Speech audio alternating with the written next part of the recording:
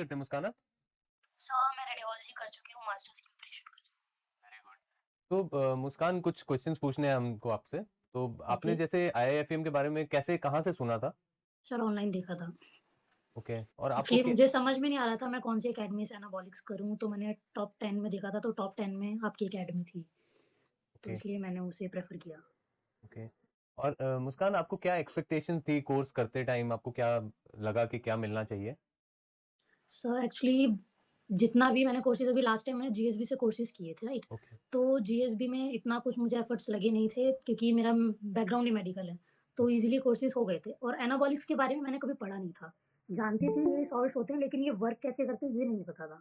तो जब ओके। मैंने आपकी जो प्री रिकॉर्डेड वीडियोज़ वगैरह हैं वो देखी, तो 60 टू 70% मुझे समझ में आया। अभी लास्ट टाइम फिर मेरी तेजस सर से बात हुई थी, मैंने काफ़ी सारी चीज़ें, बहुत सारे कॉन्सेप्ट्स थे जो क्लियर हुए। उससे पहले थोड़ी कन्फ्यूजन थी, अभी की बात करूँ तो एवरीथिंग इज़ क्लियर।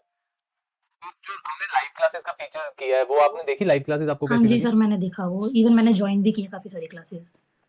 कभी टाइम की वज़ह से नहीं हो पाता, बाकी जब मुझ पे टाइम होता है तो मैं जॉइन करती हूँ उसे। तो आगे आपने क्या करने का सोचा है? सर मुझे फिटनेस इंडस्ट्री में अपना करियर बनाना है।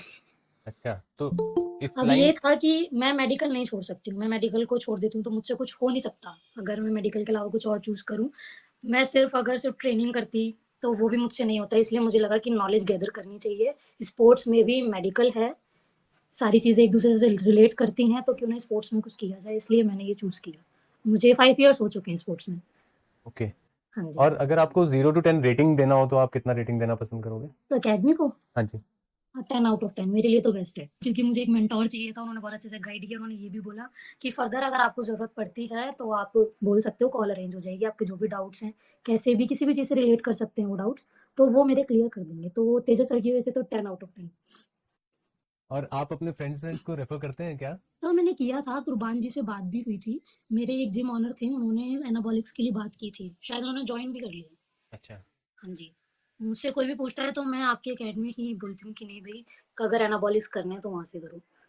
और आपको अगर फ्यूचर में कोई कोर्स करना हो तो जैसे हमारे पास लंबी लिस्ट है, तो आप हुँ, कोई हुँ। और कोर्स करना चाहेंगे?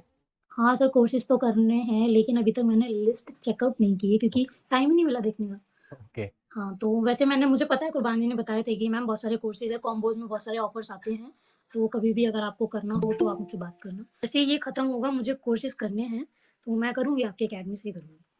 क्योंकि अब एक अकेडमी का अगर मेरे लिए अगर फीडबैक की बात करूँ तो बहुत अच्छा है, तो मैं कहीं और क्यों जाऊँगी जब ऑप्शन मुझे मिल रहा है अच्छा। टाइम निकालने के लिए, फीडबैक देने के लिए वेरी वेरी थैंक यू। और नहीं सर, फ्यूचर में टाइम कुछ तो भी आपको निकालना था। होगा तो आप ज़रूर बात कीजिएगा, ठीक है? Okay sir, okay. Okay, thank you. Thank you, bye.